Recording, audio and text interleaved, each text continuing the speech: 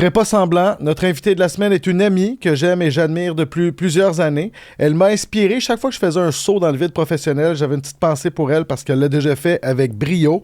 Et une fois encore, elle saute dans le vide, mais cette fois dans un univers incertain, celui de la maladie, après nous avoir annoncé le mois dernier qu'elle combattait un cancer agressif du système immunitaire.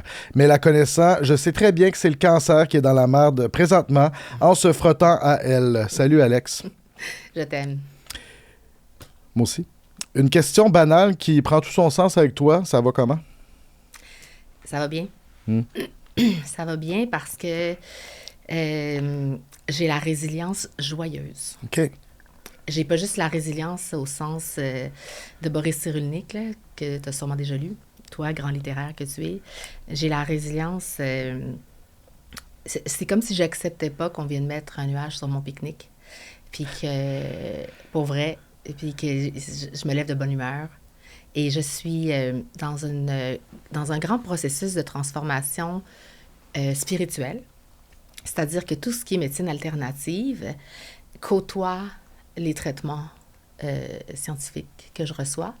Parce qu'en lisant, je me suis rendu compte que dans les grands centres à Harvard, dans des grands centres hospitaliers dans le monde, l'acupuncture, le reiki, l'hypnose sont intégrés à même les soins de la médecine traditionnelle. Donc, je suis allée m'entourer de ces gens-là, puis pour que tu comprennes pourquoi j'ai la résilience joyeuse, c'est-à-dire que ces médecines alternatives me permettent de contrôler mon stress et mon anxiété, et donc de préserver mon énergie pour ma guérison. Et pour les traitements qui sont 100% médicaux. Ouais. Résilience joyeuse, tu parles quand même d'un nuage en haut de ton pique-nique. Il y a quand même, j'imagine, nuage il y a, là. Bien, c'est sûr que, tu sais, moi, j'ai un cancer compliqué. On va l'appeler compliqué. Puis, ma docteure, Nathalie Johnson, qui est l'hémato-oncologue qui me traite à l'hôpital juif, je le mentionne parce que je leur dois tout. En ce moment, je ne peux pas être plus reconnaissante d'être si bien suivie. Presque, j'allais dire costume, pardonne-moi l'expression, un traitement presque sur mesure. Ouais. On ajuste, là, on a devancé une chimio, on ajuste. Elle me disait, là, on ne regarde pas les pronostics. Moi, quand un médecin me dit ça, je comprends que ça va pas bien, était bon. Ouais. On le regarderait. Donc, elle me dit, on se concentre sur le traitement. Ouais. Puis dans sa façon de le dire, moi, je te résume ça, mais dans sa façon de le dire, dans sa façon de prendre mes genoux devant elle, comme elle prend mes genoux, puis elle me dit, on se concentre sur le traitement. Moi, j'ai décidé que j'allais guérir, mais j'ai surtout décidé d'abord d'être la meilleure patiente sur Terre. Donc, je me concentre sur le traitement. Puis quoi qu'en dise la médecine, le pronostic, mes cellules, moi, j'ai guéri. Je suis guérie. Tu parles à une femme guérie. C'est pour ça que, oui, il y a ce nuage-là, puis il me dominait. J'ai vécu ma première crise de panique à vie, puis moi, je suis de celles qui disaient, moi, je peux pas vivre la dépression, je peux pas vivre de burn-out. Je me suis toujours crue invincible. Ouais. Mais la crise de panique que j'ai vécue, quand tu penses que tu peux mourir, puis que tu peux ne plus revoir tes enfants, pour vrai, là, genre, je sais pas si c'est nos réflexes de journalistes qui font que je suis en pleine crise de panique, là, puis j'ouvre la porte patio, je m'assois par terre, je prends un sac brun, puis je fais toutes les étapes, pour calmer la crise de panique, puis j'appelle l'infirmière, puis là, elle m'assiste, puis elle me dit, vous venez de faire exactement toutes les étapes, mais je te jure que, genre, j'ai une empathie plus grande que tout pour les gens qui font une crise de panique, parce qu'à ce moment-là, tu penses que tu meurs. Et t'en avais jamais fait, fait que c'est quoi, t'es allé par mimétisme de ce que t'as déjà vu ou entendu? La panique s'est installée en moi, et je me suis sentie mourir. Puis c'est tellement... genre, je ne vais plus jamais vivre ça. Là. C'est sûr que moi, j'ai mes petites pilules. J'ai des petites pilules, boutons de panique à côté de moi pour ne plus jamais revivre ça au cas. Mais j'ai réussi à la maîtriser. Ouais. C'est comme si, à partir de ce moment-là, je me suis dit que on peut vraiment prendre le contrôle de ses pensées. Puis si tu veux m'appeler, genre, Alex, tu as été frappé par une divinité quelconque, ça ne me dérange pas. Je gère vraiment mes pensées. T'assumes une dimension spirituelle, médecine alternative. Tout ça, tu l'assumes parce que je sais que ça peut être contesté par certains, mais toi, c'est ça. T'embrasses ça. Ça à Harvard, là. Ouais. Au maître Reiki, dans les étages. Ben oui. C'est parce que ça libère les émotions négatives. Ouais. Puis moi, on en a tous, on a tous des blessures. Ouais. Donc, il faut vraiment, pour guérir, que je préserve toutes mes forces. Tu mets toutes les chances de ton bord Ouais. aussi. Écoute, ça me fait penser, tu sais, puis là, je devine, puis tu me dis si je parle à travers mon chapeau, mais je devine que ta crise de panique suit l'annonce du diagnostic parce que, rappelle-toi, il y a une couple d'années, il y avait une pub où c'était quelqu'un qui recevait un uppercut. Ouais. Toi, ça s'est passé... tu veux-tu parler de ça? Ou ça s'est passé où, comment? Puis, tu sais, je l'ai vécu de mon bord, puis je veux pas comme tirer la couverte de mon bord, mais je sais que ça peut être très froid, très médical, tu sais. C'est ça qui s'est passé. Ouais. Je pourrais pas te raconter l'anecdote comme telle parce que je ne pourrais jamais jurer des intentions du docteur qui me l'a dit de la pire des façons. Ouais. Mais ça n'a pas de bon sens. Ouais. Ça n'a juste pas de bon sens. Il y a pas de... Puis moi, je suis quand même la fille qui dit souvent à mes enfants, il y a un moment pour dire les choses, il y a un moment opportun. Ouais. Quand il est 11h30, j'ai eu de la difficulté à m'endormir, puis qu'ils viennent me parler de... J'ai oublié un livre à l'école, il faudrait que demain matin, tu te lèves à 5h. Je suis comme, non, pas le moment de me le dire. C'est comme, il faut que tu vives un peu avec tes décisions. Je suis vraiment celle qui pense que le moment opportun est très important. Le ton et la manière. Et oui, l'empathie, la bienveillance, oui. Donc, ça a été vraiment très difficile. Puis, ça a commencé avec un... Moi, j'ai perdu ma mère du cancer il y a 13 ans. Presque 13 ans. Ça va faire 13 ans. Et elle a eu son diagnostic et elle était condamnée. Elle est décédée quelques semaines plus tard. Puis ma mère, c'était mon compagnon de vie. Là. C'est elle qui m'a aidée à élever mes enfants. Donc, ça a vraiment été, la plus grande douleur de ma vie. Et à ce moment-là, je suis devenue une abonnée des prises de sang. Et je me suis fait checker, comme on dit, chaque année, en allant au privé, en mettant des sous de côté parce que ça coûte extrêmement cher. Puis en me disant, si un jour j'ai un cancer, je veux le savoir le jour 1. Donc, je l'ai su le jour 1. C'est pas le même cancer. Pardon? C'est pas le même... non, elle, c'était un cancer des poumons. Ouais. Puis moi, ben, c'est cette chose non identifiée, ce cancer du manteau, un cancer du système immunitaire que personne ne connaît vraiment. Un lymphome du manteau. J'imagine que personne ne connaît maintenant, mais tu dois en connaître un rayon là-dessus au moment où on se parle. C'est quoi au juste? Comment qu'on peut comment tu le résumes? Le manteau, c'est comme l'espèce de petite paroi qui protège les ganglions. Là. Ouais. Donc, c'est le système immunitaire. Les ganglions sont partout dans ton corps. Donc, c'est pas un cancer avec métastatique ou avec une tumeur qu'on peut retirer. Il est partout dans mon corps, déjà. Mais je te dirais que, un peu comme quand j'ai eu des enfants, puis que ma pédiatre me disait, tu sais, laisse faire Internet, là. Tu sais, suis ton instinct. Ouais. J'ai pas tant lu. J'ai lu beaucoup, mais pas de façon désespérée, parce que ça rend vraiment fou. Puis, tu sais, pour vrai, je suis sérieuse, j'ai vraiment besoin de revenir à moi. Et quand tu te mets à googler puis à lire, tu te perds. Ouais. Tu te perds complètement. Donc, c'est vraiment le système immunitaire qui est affecté. Mais c'est drôle parce que, tu sais, moi, j'ai comme 3 types de traitements. On va l'appeler le A, le B, le C. J'ai fait le A, j'ai fait le B. Et je vais faire le A avec le C dans 2 jours. Le B, on m'avait dit que ça allait être plus difficile. Et cette chimiothérapie-là, puis moi, je séjourne quelques jours à l'hôpital. Là, je suis là 3-4 jours. Puis t'es perfusé. C'est pas un petit rendez-vous de routine, puis tu pars. Fait que c'est quand même... Déjà, un traitement de chimio, c'est quelque chose. Oui. Ouais. Et j'ai eu des effets secondaires qu'on ne pouvait pas soupçonner.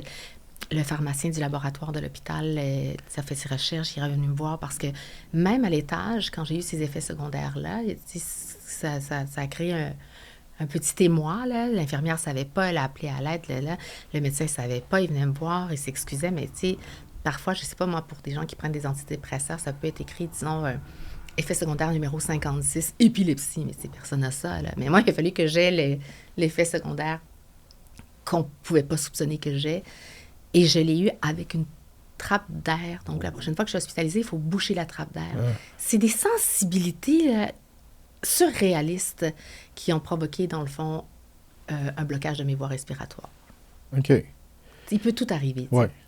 Donc, c'est ça. C'est vraiment... j'ai perdu le fil. Ben, on jase un peu du lymphome, puis de 3 traitements. J'ai retrouvé le fil. C'est ça. Donc, je ne peux pas m'aventurer à te l'expliquer sans m'embourber, comme je viens de le faire, parce que pendant les traitements, tout le monde apprend Ouais, en même temps que moi. ouais. Eux-mêmes, tu sais, l'infirmière qui est l'infirmière praticienne, qui est vraiment comme une Gilles Villeneuve des soins infirmiers, Ouais, ouais. là, et comme une reine. Tu sais, je lui pose des questions, mais comme, j'ai pas vécu ça encore. Mais tu remarques-tu qu'il y a une part d'incertitude puis tu sais, je dis pas que les gens, les médecins travaillent tout croche, mais il y a quand même une dimension que tout le monde se demande un peu. C'est pas une science comme couler dans le béton, j'ai l'impression. Moi, je me sens en confiance. Ouais. Par contre, chacun est unique Oui, et c'est chacun ça. écrit son histoire, même si c'était, tu sais, un cancer c'est comme les plus fréquents, là. Oui. Il y a tellement de gens qui m'écrivent pour me dire, ah, tu sais, moi, j'ai eu un lymphome du manteau, ou ma mère, elle en a eu un il y a 10 ans, mais tu sais, personne n'a mon dossier en main. Non, puis tu rajoutes toute ta dimension personnelle, ton mojo, ta force, ta drive. Fait que je suis sûr que ça joue. Moi, je suis convaincu que ça joue. Bien, étonnamment, je ne suis pas souffrante physiquement. Bon, c'est sûr que c'est quand tu es en perfusion, tu le sens, là. Tu la sens, la chimio, là. Ouais. Tu as eu une expérience aussi, tu sais de quoi je parle, donc, mais tu le sens dans ton corps, là. Si ça se promène, tu le sens, puis... Avant ça? Pendant. Mais avant les traitements, c'est quoi entre la dynamo épicurienne travaillante, puis comment t'as fait? C'est quoi? Il y a eu un red flag qui s'est levé, t'as fait? J'étais malade, j'étais très malade. OK. J'étais très malade avant d'avoir la chimio. La chimio m'a soulagée. Être une personne qui a un cancer non guéri, là, puis que les symptômes avancent, là, Ouais. ça a été vraiment parmi les moments les plus difficiles de ma vie parce que je pensais que je faisais une dépression. Donc, tu vois, j'étais admise à l'hôpital 2 jours après le moment où j'ai annoncé, tu sais, que mes activités ralentissaient. Et j'avais l'impression tu sais, pas de mentir, mais de ne pas pouvoir dire la vérité à personne parce que ça faisait depuis le printemps que je me sentais chutée. Ouais. Puis, à un moment donné, pendant l'été, plus capable de me lever. Ma rate était enflée. J'étais comme si j'étais enflée, là, mais à un point où genre, j'ai une photo, le jour où je rentre pour ma première chimio, où ma fille a pris la photo de mon ventre, et j'ai la même quand j'étais enceinte, avant de Mon partir Dieu, à OK, l'hôpital. OK. Fait que avant de mettre le doigt sur le bobo, ça allait pas, là. Ça allait t'sais. pas du tout. OK. J'étais chez moi, j'arrivais plus à me lever. Moi, je me lève à 5 heures du matin, tu sais, je me lève à l'heure où tu te couches, puis chaque fois que tu me dis, est-ce qu'on va prendre un verre, je peux pas, parce que moi, je me lève. J'ai changé, là. Je me lève à cette heure-là, quand même. Ah, Ouais. J'étais un lève-tôt, moi. J'étais un si, couche-tôt aussi. si tu y trouves du bonheur, c'est ce qui compte, tu Oui. vois. T'es tellement rendu zen, mon Dieu. Et c'est pour dire que je te crois un peu. Oui, non, j'étais un peu peu. bullshitter, là. Ouais, voilà. c'est ça, excuse. Mais donc, tu sais, je me réveillais à midi, semaine après semaine. Ce qui est absolument pas ton genre. Mais non. Puis je me levais, puis j'arrivais à peine à... Tu sais, moi, je me force pour manger parce que je connais la food is medicine, là, tu sais. Donc, je me forçais pour prendre un bon déjeuner protéiné. Et j'allais me coucher après, c'était fini. Et là, j'étais certaine que j'étais en dépression.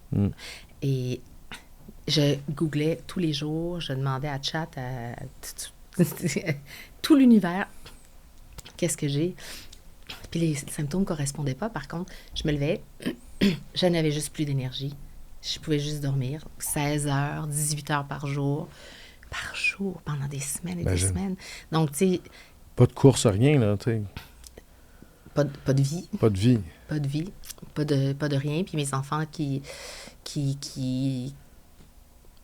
attendent patiemment que la vie revienne jusqu'à ce que, dans le fond, Dr. Johnson m'a vu, puis elle m'a dit prochain lit disponible, tu rentres en traitement. Puis après la première chimio, j'ai vraiment eu l'impression d'être traversée par le plus grand espoir que je pensais plus jamais connaître. Parce que, tu sais, dans les symptômes de la dépression, il y a... Tu sais, t'as plus le goût de vivre ou t'as des idées noires. J'avais pas ça. Ouais. Mais j'étais juste léthargique complètement. Puis, tu sais, tranquillement, au printemps, j'arrivais pas à attacher mes jeans. J'arrivais pas à m'habiller. Je prenais du poids. J'épaississais. Je comprenais pas. On peut bien mettre le dos... mettre la faute sur le dos de la ménopause, mais la ménopause a ses limites, là. Ouais. Là, à un moment donné, puis à un moment donné, tu te mets à grossir, puis là, tu te mets de côté. Puis là, je me dis, tu sais, sur Instagram, les filles qui ballonnent, puis là, qui normalisent le fait qu'on ballonne dans un mois. Mais là, je veux bien. C'est que j'ai commencé à être commence quand même à préparer mon petit bagage pour aller accoucher, hein, tu sais.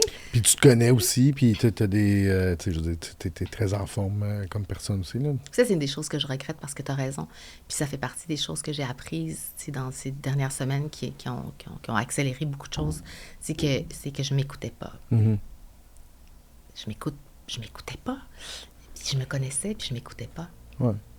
Ben, tu combats aussi un peu, quelque chose qui a l'air anormal, puis tu veux ramener un semblant de normalité dans ta routine. Ouais.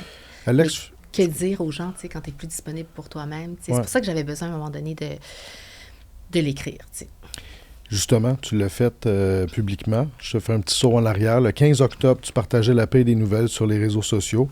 Je vais te citer le début du message. « J'ai le cœur lourd en vous écrivant ces mots. J'aimerais pouvoir sortir un airbag pour amortir cette nouvelle. On m'a diagnostiqué un cancer du système immunitaire, un lymphome du manteau, comme on disait. » Écoute, ça a quand même... ça a fait le tour, là. Je pense que ça a été partagé des centaines de fois, commenté des milliers de fois et tout ça. Fait que, tu sais, je veux dire, ça a quand même... quand tu as fait ton scène, tu te dis, bon, ben là, pourquoi tu as décidé de... Puis je comprends, là, je juge pas rien, mais pourquoi tu as décidé d'y aller public avec ça? Est-ce que tu t'entendais à cette réaction-là? Mais non, jamais. Impossible. C'est impossible. Bien, je l'ai fait, en fait, parce que je n'avais pas l'énergie de répondre au téléphone quand les gens m'appelaient puis que ça tombait dans ma boîte vocale. Puis j'avais l'impression d'être, tu sais, comme quelqu'un qui trompe une autre personne, qui ne dit pas la vérité, qui est fuyante, alors que, moi, je suis quand même quelqu'un qui affronte, tu sais, dans la vie. Là. Puis, j'avais pas l'énergie de m'expliquer. Ouais. Même à mes amis proches qui ne savaient pas ce que je vivais. Je ne l'ai pas dit, là, tu sais, à part peut-être Isa...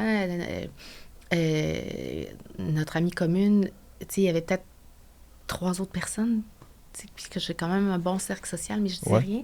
Je disais rien, je savais pas ce qui m'arrivait, donc je savais pas comment... Puis, tu sais, moi, je collabore avec plein de gens. Dans mon travail, il y a énormément de personnes que j'adore, mais, tu sais, c'est ça, il fallait prendre un raccourci. C'était vraiment ça, l'intention, c'est de prendre un raccourci, puis aussi de tu sais, moi, je suis quand même quelqu'un qui a été formé par une maman immigrante. Puis, tu sais, puis il y a sûrement toutes sortes d'autres modèles de femmes qui ressemblent à ça, mais moi, c'est ce que je connais. Donc, je m'identifie à cette définition-là. Une femme immigrante, c'est une femme qui ne peut pas poser ses valises, qui ne peut pas poser son sac, puis ne peut pas poser son sac à dos, ne peut pas poser son petit sac de roche, parce qu'il faut juste continuer. Puis, il faut balayer les problèmes sous les fleurs du tapis. Puis, il faut juste, tu sais, comme, tu n'as pas les moyens de jamais prendre de répit. Mais là, on t'annonce un diagnostic sévère, mais genre, si tu te donnes pas ce droit-là, cette journée-là, de dire aux gens autour de toi avec un post, qui est quand même un facilitateur de communication, malheureusement, cette femme immigrante, puis tu sais, je dis ça parce que je pense à ma mère en honorant tout ce qu'elle a fait pour nous, ben je sais pas par quelle autre façon je vais le dire, parce que là, maintenant, il s'agit de moi. Puis c'est cette chose-là que je découvre. T'as-tu de la misère? Braquer le spotlight sur toi? Je déteste ça. Je sais que c'est pas ton genre, c'est ça? Je déteste ça parce que pour moi, c'est lié à la vanité. Ouais. Tu sais, c'est tellement tordu. Alors c'est pas un message du tout dans cet esprit-là, là, je tiens à te dire. Ben, tu me rassureras jamais assez. Tu fais même des blagues. Tu fais une joke si tu voulais traîner ton air fryer à l'hôpital dans ton message. Fait que je me suis dit, ça, c'est un peu ton genre. Là. Je suis pas tuable.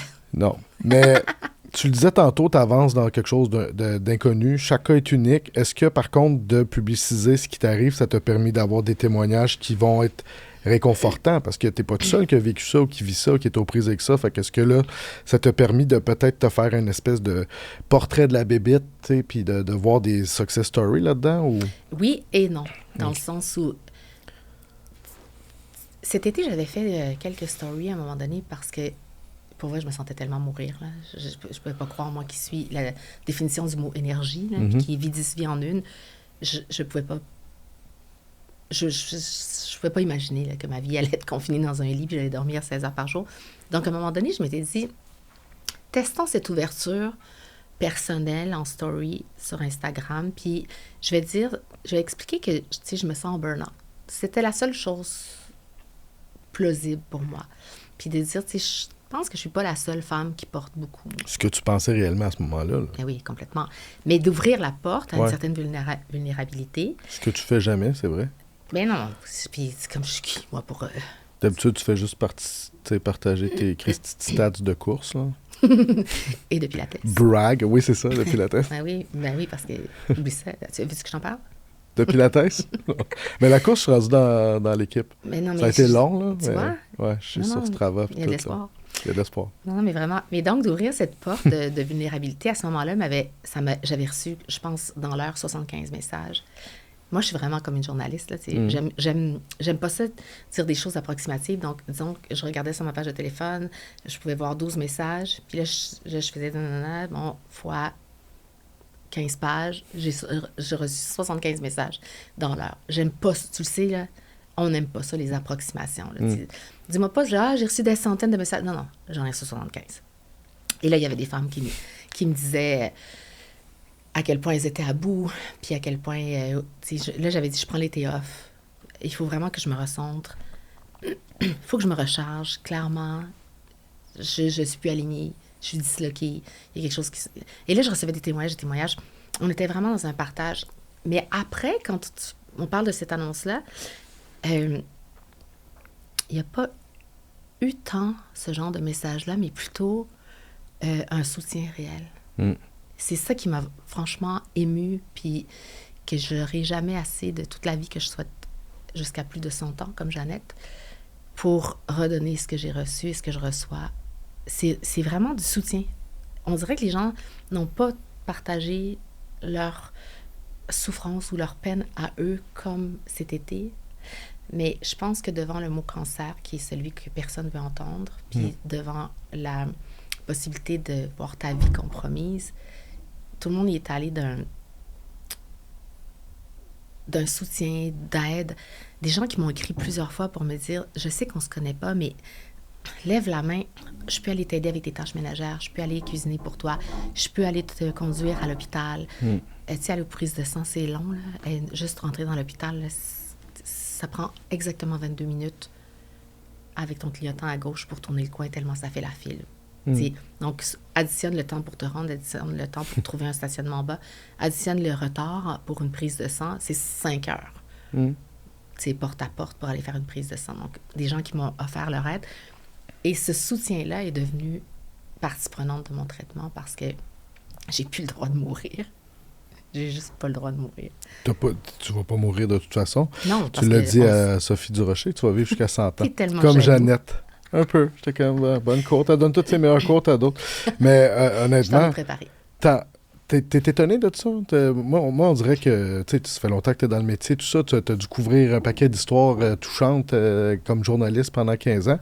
Le vent de sympathie envers toi te prend par surprise? Bien, en fait, c'est que on a une unité de mesure avec les réseaux sociaux. Donc, c'est pour ça que je vois à quel point c'était gigantesque. Tu sais, quand tu reçois des notifications de... Tu sais, puis moi, je suis une fille qui n'est pas...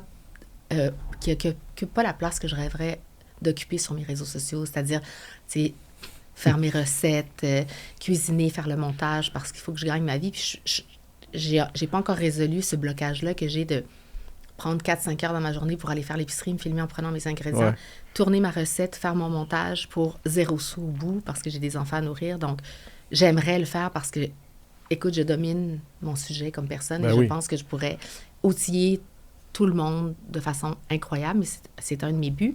Donc, j'avais pas tant d'engagement, tu sais, dans mes réseaux sociaux, là. Et là, c'est écrit, votre engagement est monté de 957 %. J'en doute pas. Donc, on a une unité de mesure et pour vrai, il a fallu que je ferme toutes mes notifications parce que j'avais des messages aux nanosecondes. Tu sais, puis maintenant, j'en ai peut-être... aux 15 minutes, puis même, non, j'en ai vraiment encore plus, là, je veux dire, puis c'est super important pour moi de répondre aux gens, mais c'était fou, là. Tu sais, je veux dire, une publication vue 4 millions de fois. Non, c'est fou. Je sais pas qui, on peut te nommer au Québec qui a... Ton message a fait le tour du Québec, littéralement. Mais en même temps, peut-être que les gens ils ont une sympathie naturelle pour toi parce que tu nous nourris tous depuis 10 ans. Non, mais au-delà de ça, tu fais partie des meubles. Fait que, c'est sûr qu'il y a un attachement que, par exemple, ma blonde n'avait pas. Là, toi, les gens ont l'impression que tu t'attaques à quelqu'un qui fait partie de ton folklore, ton patrimoine. Fait que c'est sûr que ça ajoute une dimension, j'ai l'impression. Puis surtout quand vous y allez au BAT puis vous en parlez, ben il y a cette espèce on dirait qu'on se sent un peu concerné, puis Ben oui, je pense que... Je sais pas. Écoute, j'ai pas d'explication par rapport à ce soutien-là, mais tout ce que je peux dire, c'est que je le chéris. Il fait du bien. Mais oui, il fait du bien. Il fait du bien parce que... Écoute, il faudrait que je te montre mes DM, là. Puis tu fondrais en larmes. Je vais être jaloux, tu vas juste avoir des gars qui vont être comme... tu sais. Mais juste te recevoir, puis en même temps, tant mieux si ça fait du bien, parce que là, on en parlait un peu hors micro, mais il y a une espèce d'isolement. Tu t'es moins sorteuse, puis te recevoir aussi, il y a un peu de logistique. Là, on n'est pas avec nos masques, on les a enlevés. T'as pas de symptômes? J'ai pas de symptômes. T'as pas pris l'avion? T'arrives pas Malheureusement, de l'étranger? non, j'aimerais bien ça, mais non. Fait que, tu sais, Heureusement pour moi. mais pour toi, il y a quand même... tu prends un risque à chaque fois que tu mets le pied dehors de chez vous, j'ai l'impression. Mais je mets pas le pied dehors de chez nous. Okay. Je l'ai fait 2 fois. Puis je l'ai fait parce que je pense que ma docteure, elle m'a comme expliqué, tu sais, comme la vie est un calcul de risque, là. Mm-hmm. Puis à un moment donné, si tu prends jamais aucun risque, ben on vit plus. Mm. Donc, c'est elle qui m'a donné l'autorisation d'aller au Salon du Livre. Puis, tu sais, elle m'a dit, il y a un risque, mais tu sais, mes enfants étaient masqués pour qu'eux ne reviennent pas avec quelque chose à la maison. Donc, ils étaient à côté de moi, ce qui faisait quand même, tu sais, un écran supplémentaire. Et puis, on regardait s'il y avait des gens qui pouvaient tousser devant moi. Il n'y avait personne avec des symptômes. C'est courageux parce qu'il y avait... C'est un bain de foule, le Salon du Livre, surtout que tes affaires pognent. Fait que Mais moi, j'ai gardé mon masque en tout temps. Mes enfants ont gardé leur masque en tout temps. Puis les gens... Puis on avait une table qui nous séparait. Donc, il y avait un risque. Mm. Mais, tu sais, Dr. Johnson, ce qu'elle m'a dit, c'est que, genre, à quel point ça va te porter puis ça va te faire du bien. C'est ça. Que ça vaut la peine de prendre ce risque-là. C'est drôle parce que c'est justement une dimension pas médicale qui est plus psychologique, comme qui faisait référence à ce que tu disais tantôt sur des méthodes alternatives. Puis c'est prescrit par un médecin. Oui. Mais je pense aussi qu'elle sait que, tu sais, j'ai jamais enlevé mon masque. Là. J'ai pas pris une gorgée d'eau. Là. Tu sais, il y a quand même des choses qu'il faut que... Puis c'est parce que le risque, si jamais j'attrape quelque chose, si c'est bactérien, ça peut vraiment être vraiment pas le fun. Mm. Mais tu sais, si j'attrape, je sais pas moi, un rhume, une gastro, quelque chose, c'est qu'on arrête les traitements jusqu'à ce que je guérisse. T'imagines-tu? Il y a de question qu'on arrête les traitements. Puis je sais qu'il y a des cas où il a fallu reprendre les traitements depuis le début. Alors que moi, je vais avoir ma 3e chimio dans 2 jours. Ouais. Je l'attends. Puis j'en ai plus peur de la chimio, justement à cause de tout ce travail-là de préparation, surtout avec ma maître Reiki. Qui m'écrit des mantras, puis j'ai fait de l'hypnose, toutes des choses pour lesquelles j'avais des préjugés, là, mais tu peux même pas t'imaginer à quel point j'en avais. C'est ça. Pardon? T'étais pas New Age avant comme ça, mais là, c'est toutes des choses qui te font du bien. Oui, puis parce que, tu sais, quand tu reçois au début, tu te fais prendre une prise de sang, tu sais, t'es crispé, puis tu te braques, puis, tu sais, c'est pas le fun, alors que maintenant, ben, j'accueille tous les traitements avec tu sais, le même état que, tu sais, disons, des gens qui te font sentir bien. Ouais. Ou, tu sais, un état amoureux où tu es un peu en dehors de de tes responsabilités, de ton stress, de ta to-do list. Tu sais, cette espèce d'état qu'on ressent dans quelques moments, et avec certaines personnes aussi. C'est dans cet état-là que moi, tu sais, je me visualise quand je me fais traiter. Puis pour vrai, pardon, ma vibration... tu vois, c'est ma vibration, le premier mot. C'est vraiment ça. Je me mets dans cet état-là, puis je pense que c'est une posture que je vais vouloir garder parce que, ben, tu sais, moi, je courais après ma vie, alors que là, j'habite ma vie. Justement, tu cites à un moment donné Jane Fonda qui dit que un cancer, c'est un professeur. Mm-hmm. Qu'est-ce que ton prof t'a appris jusqu'à date?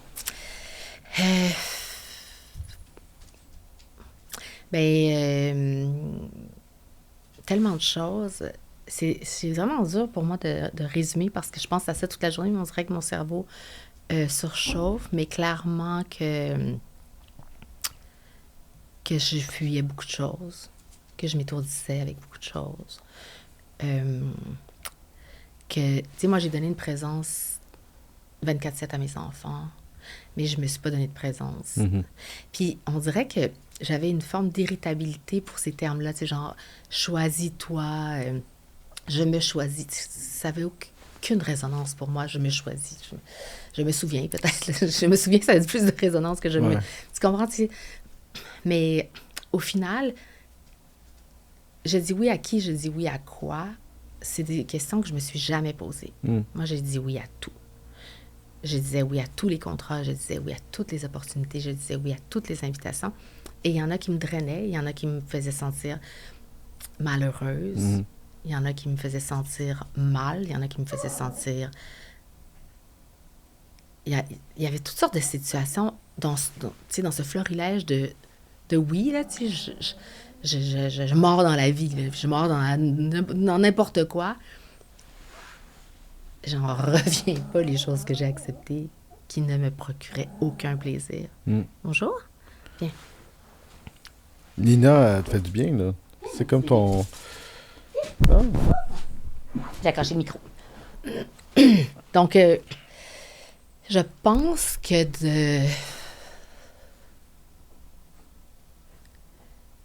ben, tu sais, de me demander qu'est-ce qui vraiment me drive, au lieu de me faire driver par n'importe qui, n'importe quand, n'importe quoi. C'est vraiment, vraiment très agréable. Puis c'est fou parce que je peux vraiment te dire en toute sincérité, là, puis quand tu dis ça, c'est parce que t'es pas sincère, en tout cas, je le dis quand même en toute sincérité, que j'ai vraiment beaucoup de moments de sérénité, puis de tranquillité, puis de bonheur, de joie, des petites affaires, là. Trouves-tu ça plate que ça soit la maladie qui te force à faire cette introspection, cette prise de conscience-là? Oui, puis des fois, j'ai l'impression que c'est comme de ma faute. Ouais. Tu sais, que tu sais, mon corps, il criait des choses, puis je les entendais pas. Tu sais, c'est un peu comme... Qu'est-ce que tu veux, toi? Tu veux mes bras? Viens. Regarde bien. Je vais te montrer un truc.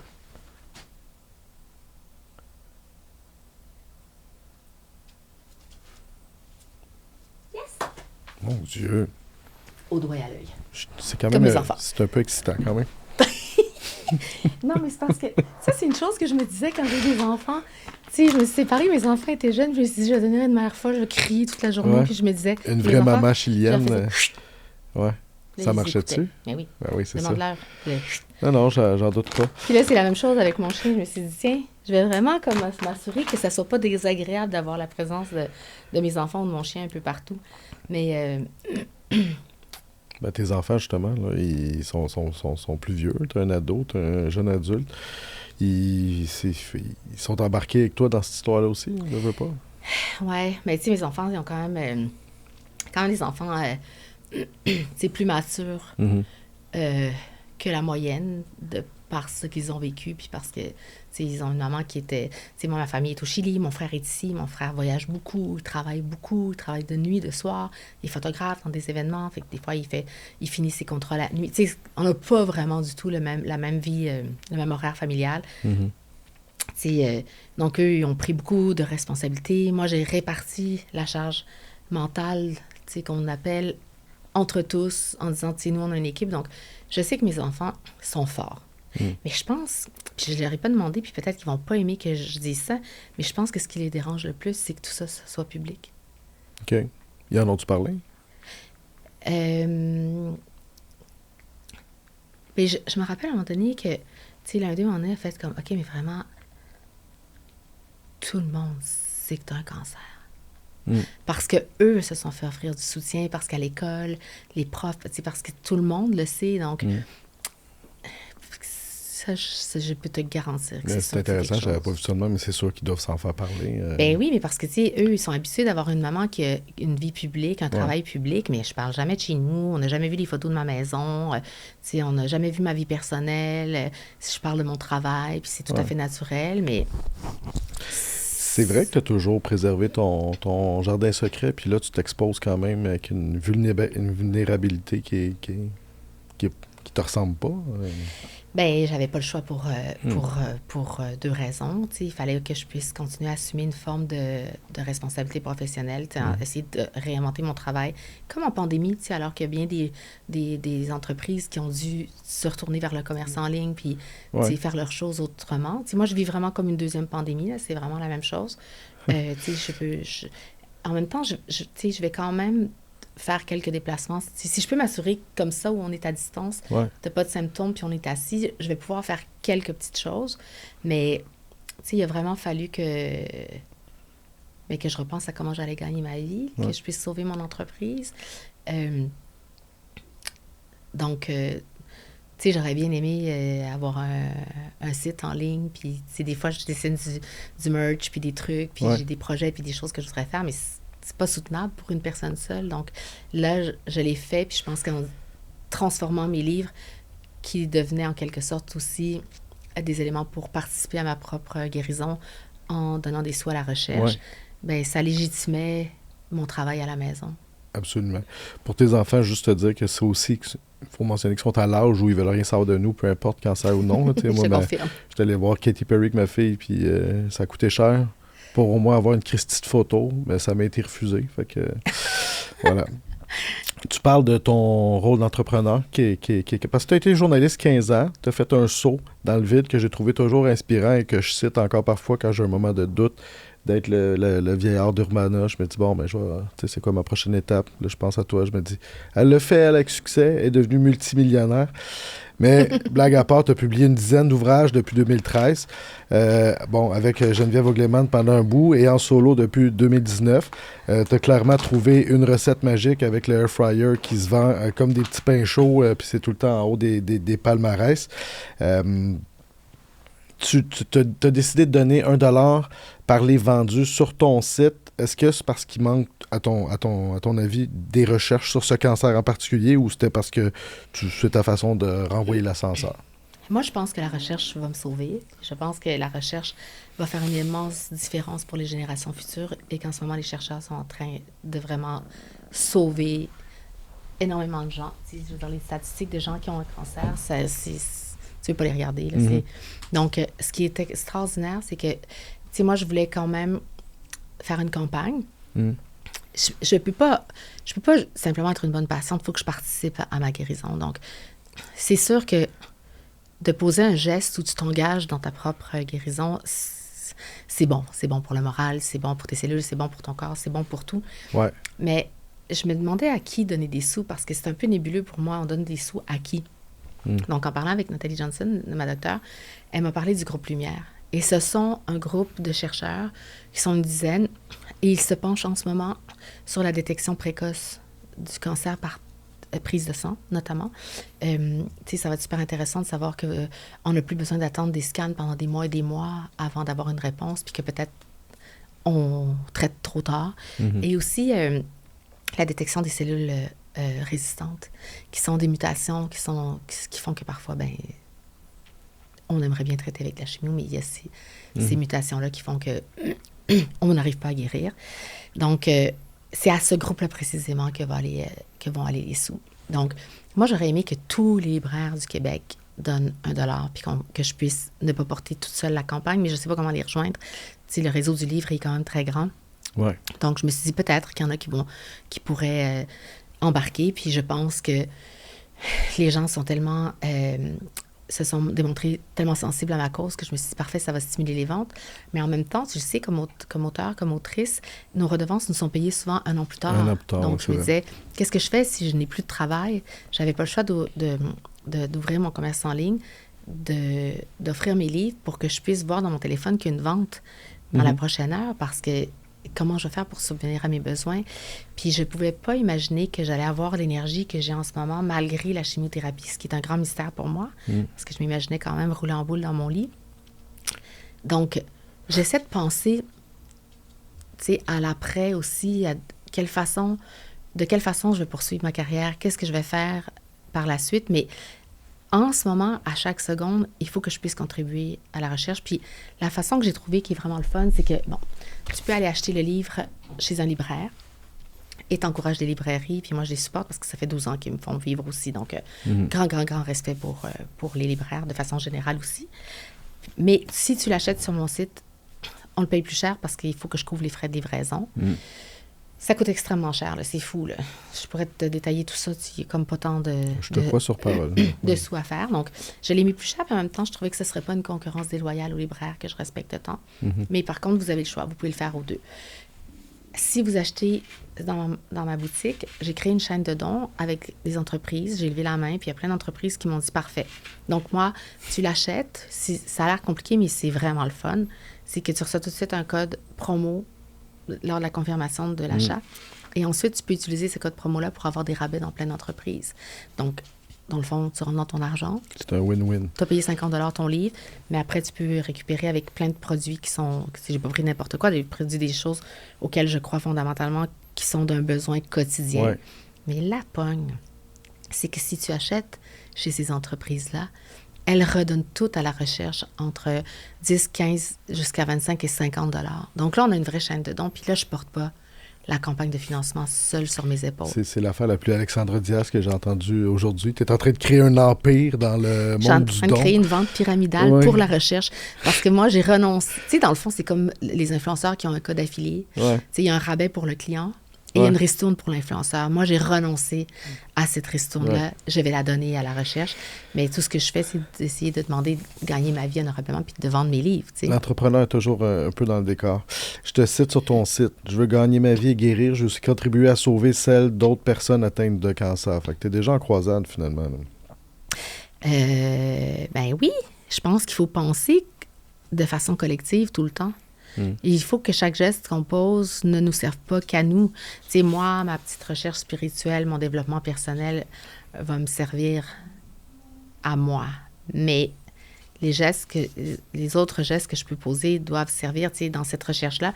Tu sais, ce groupe de chercheurs-là travaille cette détection-là dont je te parle, des cellules, cette détection précoce-là des cancers. C'est bon pour le cancer colorectal, le cancer de la prostate, le cancer de l'ovaire, le cancer du sein et le cancer que j'ai. Donc, je veux dire, on ne peut pas travailler ensemble. Non, c'est ça, c'est parfait. Puis moi, je suis vraiment une fille d'équipe. Tu sais, moi, je ne joue pas sur le banc, puis je joue en équipe. Puis c'est comme ça que j'ai élevé mes enfants. Puis je sais qu'ils sont à l'âge, comme tu dis si bien, où je les fais suer. Mais chacun a un rôle. Tu sais, moi, j'ai jamais dit à mes enfants, c'est servi. Là. Leur dire, c'est l'heure de préparer le souper. Donc, quand tu as 3-4 ans, c'est l'heure de préparer le souper. Ça veut pas dire que tu restes dans ta chambre, tu t'appelles quand ton assiette est devant toi. Puis j'y crois au travail d'équipe. Moi aussi, mais c'est rarement appliqué chez nous. Amène-moi lait. Ouais, je pourrais te les amener. Je peux leur faire un petit camp d'entraînement. Un petit mois chez vous, ça serait pas... Avec ton truc de... Ah, j'aimerais ça. Ou est-ce que je te fasse comme Nina? Ça, tu peux garder pour moi. Le doigt de l'autorité? Le doigt d'autorité. Fais attention, c'est ça, si je le lève sur toi. Le pire, c'est que tu trouves ça sympathique. Quand même. Oui, mais je te pardonne tout. T'as pas le choix, je suis cancéreuse. Est-ce que tu remarques ça? Est-ce que je sais que tu es frontal. Est-ce que tu trouves que des fois les gens sont comme ils savent plus où se pitcher puis c'est toi qui crèves l'abcès parce que est-ce que tu sens que les gens ils sont mal à l'aise, te prennent en pitié? Non, c'est ça. Et les gens sont vraiment intelligents, là. Ouais. Non. Il faut jamais sous-estimer l'intelligence des gens. Les gens sont vraiment intelligents. Les gens m'écrivent des choses qui me font... qui me donnent de l'espoir, qui me font rire. Les gens sont vraiment très drôles, puis ils aiment ça aussi, que moi, je dédramatise. C'est tough le faire, mais je pense que c'est ça. Ça doit aider aussi à ton cheminement de dédramatiser un peu, faire des... garder... C'est pas si tough, parce que moi, les choses que j'aime le plus, c'est pour ça que je t'aime, parce que t'es une des personnes les plus drôles que je connaisse. Sinon, je t'aimerais vraiment moins. Mais l'humour, c'est quand même une vertu. C'est pas juste pour mon physique, tu sais... C'est surtout pour ton physique. OK, parfait. Depuis que tu cours. Oui. Et accessoirement pour ton humour. Ça, c'est comme inversé. Ça a changé de bord. Mais, tu sais, les choses que j'aime le plus dans la vie, c'est vraiment rire, danser, voyager.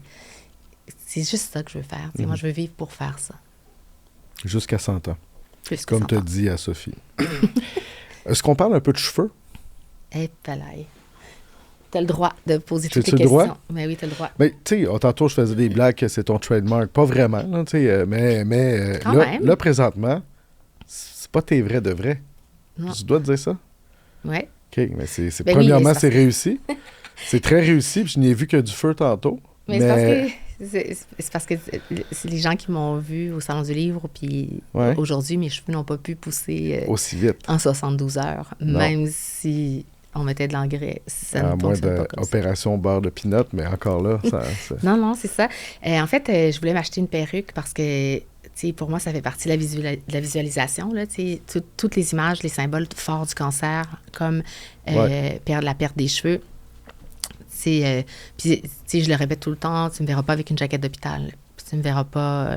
Non. Puis une fois que je veux pas normaliser la tête, sauf que moi, dans ma façon de voir les choses, et tu sais, quand j'ai plus de cheveux, là, donc c'est tellement un symbole fort de la maladie. Je me regarde, puis j'ai comme l'impression que je fais pitié, et je ne fais pas pitié. C'est même le symbole ultime, un peu, là, du cancer, là, tu sais. Oui. C'est ça. Donc, tu sais, quand je te dis, moi, je suis guérie, Ouais. bien, moi, je suis guérie, j'ai encore mes cheveux. Le problème, c'est qu'il y a une perruque de cheveux naturels, parce que j'en avais acheté d'autres, j'avais vraiment l'air de l'Halloween. Pour vrai, c'est quelque chose, ça s'entremêle. Il ne faut pas que tu bouges. C'est tellement des cheveux synthétiques. Oui, mais il fallait pas que tu prennes un afro aussi, tu sais, pour un disco, là. J'en avais déjà un qui m'avait laissé un premier chum il y a tellement d'années. Il m'avait conquis justement à l'Halloween avec son afro.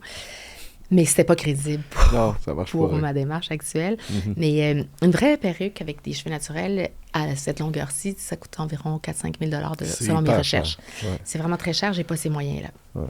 Tu comprends que je peux pas faire une campagne pour dépenser 4 000 donc je m'étais résolue au fait que j'allais devoir porter un bonnet comme toi. Ouais. Puis de tout simplement... tu sais, ça paraît quand il n'y a aucune pilosité ça paraît beaucoup. Ça fait que tu as l'air plus malade, c'est ça. Oui, c'est ça. Moi, ça aide pas mon moral. Mais c'est la vie. Tu sais, j'avais pas les moyens de m'acheter une perruque à 4 000 puis imagine si elle n'est pas ajustée puis elle fait pas bien. Puis Véronique Beaupré, une de mes amies qui a le salon de coiffure, le Calvé, elle m'a dit, tu sais, même les coiffeurs les plus chers, si elles ne sont pas bien travaillées, ça a l'air d'une perruque. Donc là, je me disais, imagine en plus. Donc, c'était chose classée. Jusqu'à ce qu'elle trouve cette fantastique perruque qui a coûté 150 Pour vrai, je sais comment j'étais sûr que j'étais comme, c'est pas encore... Quand t'es arrivé tantôt, j'ai fait, bon, c'est pas... Elle n'a pas commencé sa chimio. Non. Mais OK, fait que bien joué. Oui, puis je l'ai reçue hier. Et j'ai appelé Véro, j'ai dit, Véro, j'ai reçu la perruque.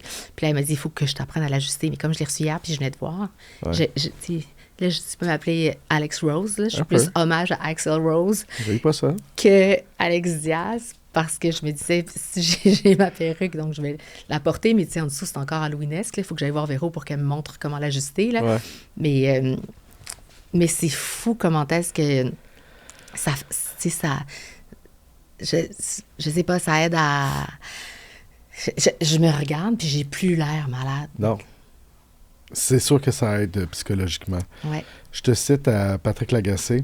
Tu évoquais justement, dans ce moment-là, la perte des cheveux. Tu disais, je pense que c'est des montagnes russes de minute en minute. Il y a des moments où j'ai l'impression que c'est la vie comme avant. Il y a d'autres moments comme maintenant, quand mes cheveux ont commencé à tomber. Fait que tu vivotes entre impression de pure normalité, puis si j'ai le cancer parce que c'est ça. Ça doit être weird. Là. Tu peux pas le prévoir. Tu peux pas prévoir quand est-ce que tu vas te sentir bien, ou tu peux pas prévoir quand est-ce que tu vas vraiment avoir une grande peine. Mais c'est pour ça que je te dirais que, tu sais, ce qui est le plus important, c'est de se faire accompagner. Mm-hmm.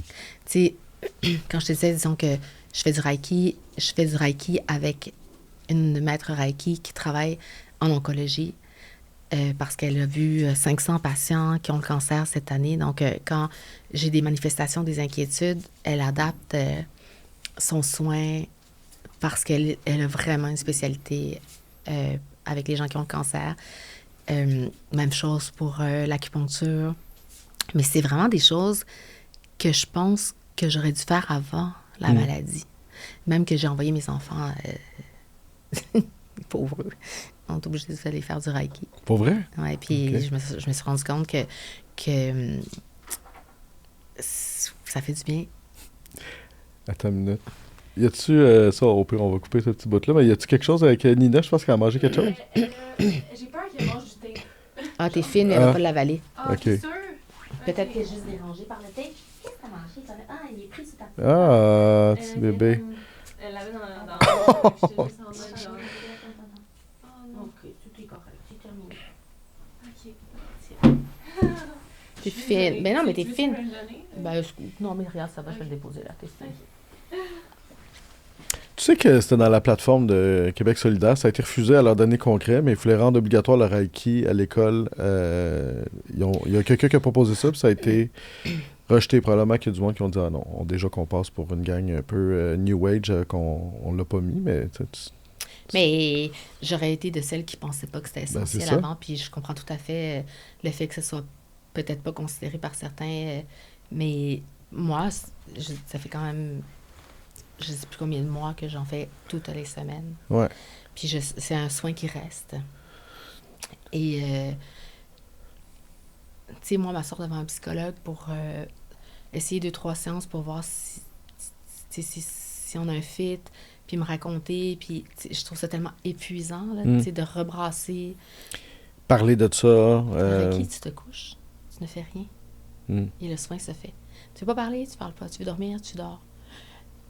Moi, c'est sûr que je trouve que la communication libère beaucoup de choses, puis ça permet à Julie Ramos, pour la nommer, de mieux me connaître et d'ajuster son traitement. Mm. Mais ça libère vraiment les émotions. Puis, et tu comprends bien que j'ai converti toutes mes amies Mm. et que maintenant, elles y vont toutes, puis que ça aide vraiment à cheminer. C'est un soin que tu ressens immédiatement et qui reste plusieurs jours. Donc, tu sais, c'est tellement apaisant. Mm. C'est comme si tu faisais la paix, puis ça calme ton système nerveux. Je viens juste de pogner le jogging. Fait que donne-moi encore une couple d'années avant le Reiki. Je suis tout le temps un peu en retard C'est long. sur toi. Ouais. Qu'est-ce qui est plus tough au quotidien? Tu sais, mettons... t'es- Qu'est-ce que t'avais pas vu venir, mettons? J'imagine tout ça, il y a une grosse part d'inconnu, mais qu'est-ce que tu fais? Et ça c'est l'affaire que je m'ennuierai le moins quand ça va être fini. Là. En ce moment, je pense vraiment que la gratitude, dans son sens le plus profond, est la clé de la paix puis pour être heureuse, là. Mhm. Donc, je te dirais que je sais que c'est un parcours que je dois mener jusqu'au bout. Puis je suis absolument pas dans l'opposition. Je n'ai aucun trouble d'opposition par rapport à ce qui se passe en ce moment. Colère de pourquoi moi, puis t'es pas là-dedans. Euh, euh, je, je me lève de bonne humeur le matin. Je travaille.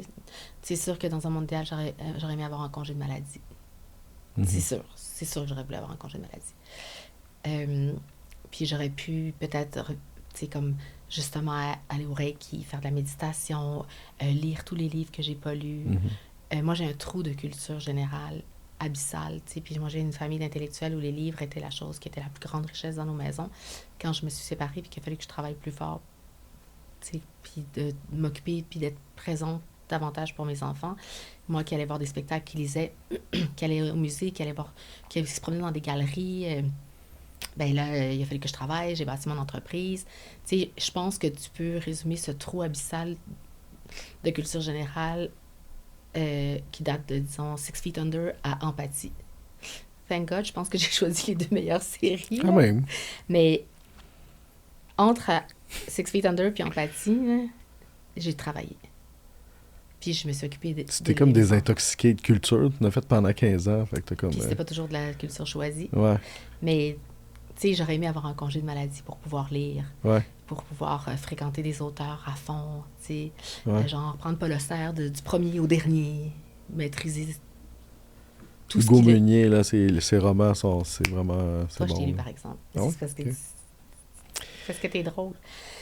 Mais tu sais, ça, j'aurais aimé. Tu sais, je les ai pas, les références des séries. J'ai passé du temps à travailler puis à être présente auprès de mes enfants, à m'assurer que tous les soirs, on mangeait ensemble. Belle priorité. On a les Mais valeurs qu'on a. pour un congé de maladie, ton employeur, tu peux pas lui demander. Ouais, c'est ça. Et mon employeur, il fournit pas.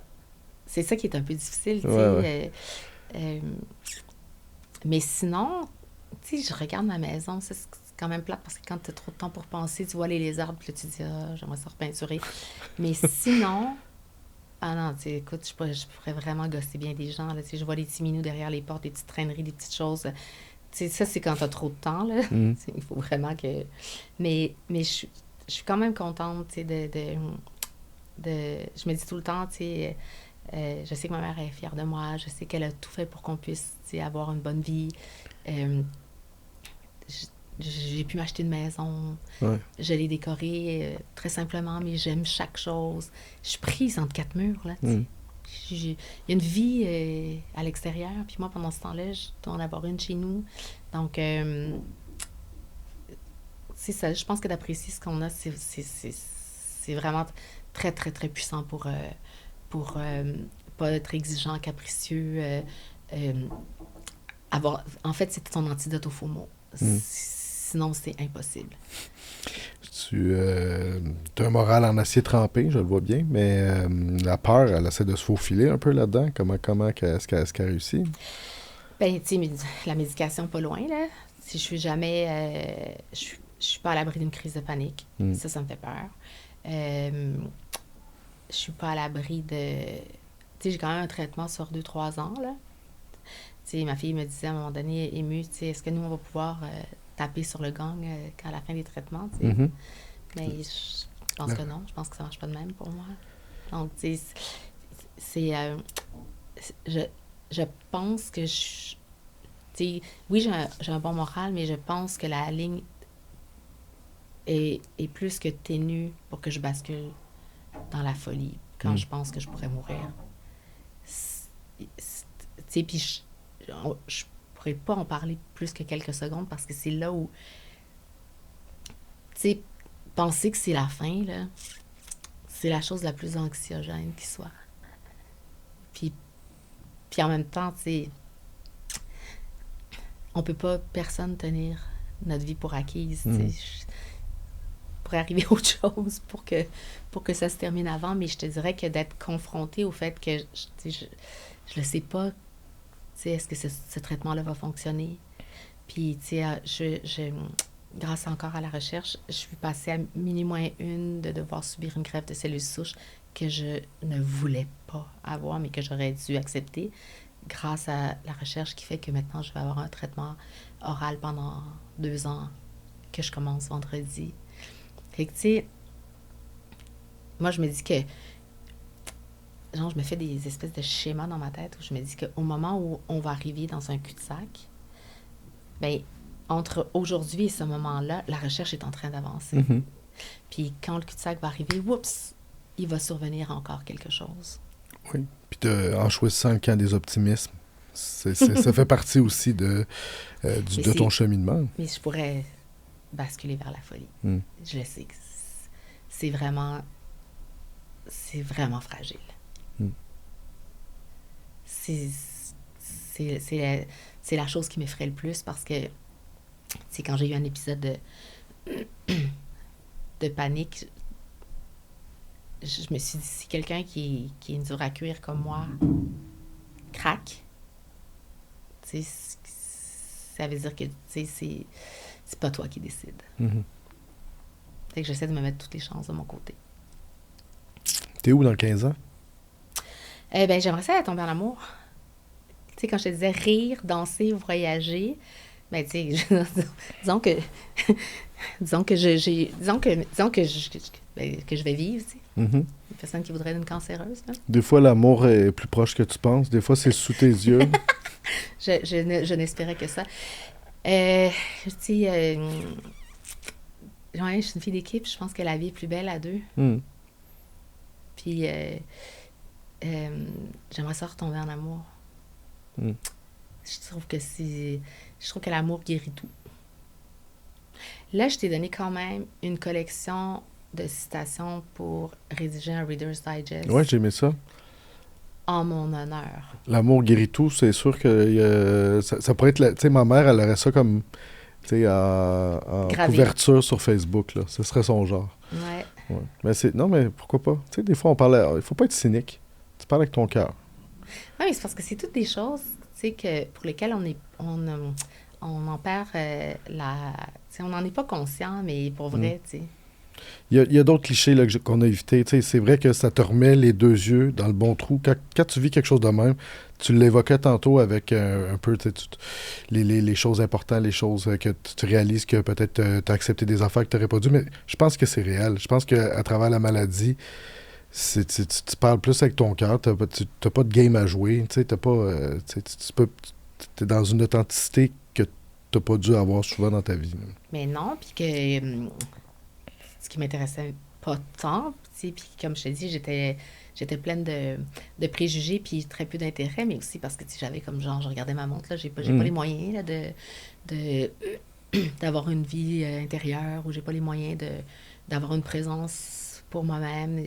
J'avais comme toutes les excuses de quelqu'un qui pèle par en avant puis qui fuit, comme, je sais pas, moi, j'imagine que toutes les personnes qui ont des formes de compensation, c'est pour pas faire face aux vraies choses. Mais moi, j'en avais une collection, puis des préjugés, une collection. Puis je sais que même une fois guérie, ça sera plus comme avant. There's no turning back. Non. Merci, Alex. C'est un beau cadeau Ouais, que tu viens de me voir. Puis je savais que j'allais passer un bon moment, puis j'ai l'impression que genre c'est la sortie de l'année là. Je suis juste un peu déçu que t'as pas pleuré, t'as pas dit, tu sais, chaque jour est comme le dernier. En tout cas, il manque ça, mais il n'y a pas eu de larmes. Mais Moi, j'ai quand même un peu les yeux mouillés. Là. oui, je l'ai vu, mais si tu veux me faire pleurer instantanément, enlève-moi ma perruque. Non. Ben, laisse pas d'invitation, là. Ouais. Mais je veux dire, c'est pour vrai, là, tu sais, quand... Mm. Je peux même pas la porter toute la journée, c'est même trop serré, là. Mm. Mais quand je me regarde dans le miroir, là, puis que je fais face à la réalité, là, Ouais. tu sais, chez nous, je la porte pas, ma perruque, là, tu comprends? Mm. Mais là, je l'ai depuis hier. Mais même mon bonnet, là, tu sais, je le porte pas à la maison. Mhm. C'est tellement difficile, là. Ouais, mais tu le disais tantôt, c'est parce que c'est le symbole. Là, tu sais, Ouais. fait que, Merci, bon. Hugo. merci à toi.